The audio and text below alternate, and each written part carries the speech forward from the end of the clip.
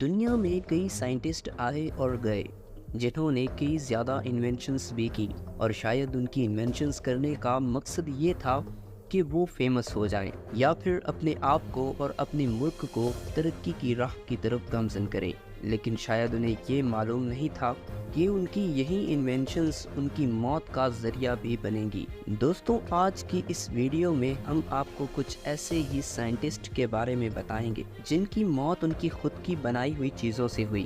20ویں صدی کے شروع میں ہوائی جہاز کے سفر اور اس کے حادثات کی خبریں آئے روز اخبارات میں شائع ہوتی رہتی تھیں۔ رچرڈ ہوائی جہاز کی اس ابتدائی ترقی سے بہت متاثر تھے، لیکن وہ حادثات کا شکار ہونے والے ہوائی جہاز کے پائلٹ کی جان بچانے میں مدد کرنا چاہتے تھے۔ وہ چاہتے تھے کہ کوئی ایسا طریقہ ہو جس سے اگر جہاز کو کوئی حادثہ پیش آ بھی جائے تو بھی پائلٹ کی جان بچائی جا سکے۔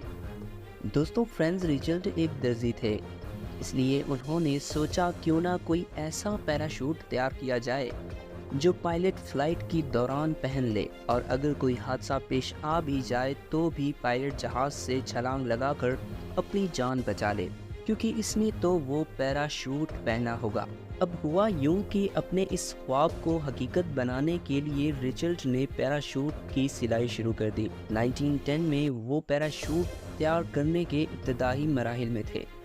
انہوں نے ایک بار ایک سوٹ تیار کر کے ایک ڈمی پر ایکسپیریمنٹ بھی کیا، لیکن کامیابی نہیں ملی اور وہ ڈمی زمین پر جا گری۔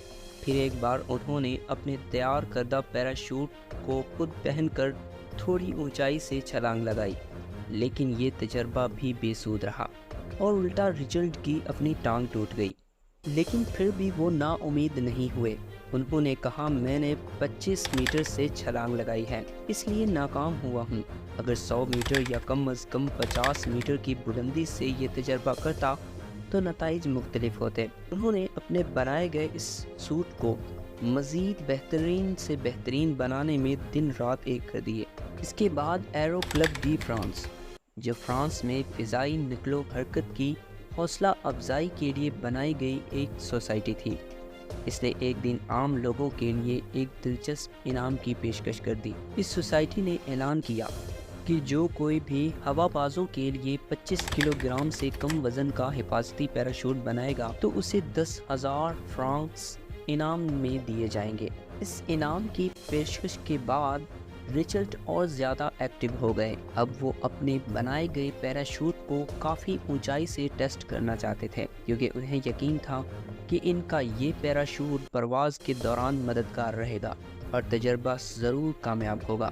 انہوں نے اپنے پہلے تجربے کے لیے ایفل ٹاور کا انتخاب کیا۔ اس کے لیے رچرڈ نے پیرس پولیس کو اپلیکیشن بھی دی کہ اسے ایفل ٹاور سے چھلانگ لگا کر اپنے بنائے گئے پیراشوٹ کو ٹیسٹ کرنے دیا جائے۔ وہ بار بار یہ درخواست کرتے رہے اور پھر 1 سال بعد پیرس کی انتظامیہ نے انہیں اجازت بھی دے دی۔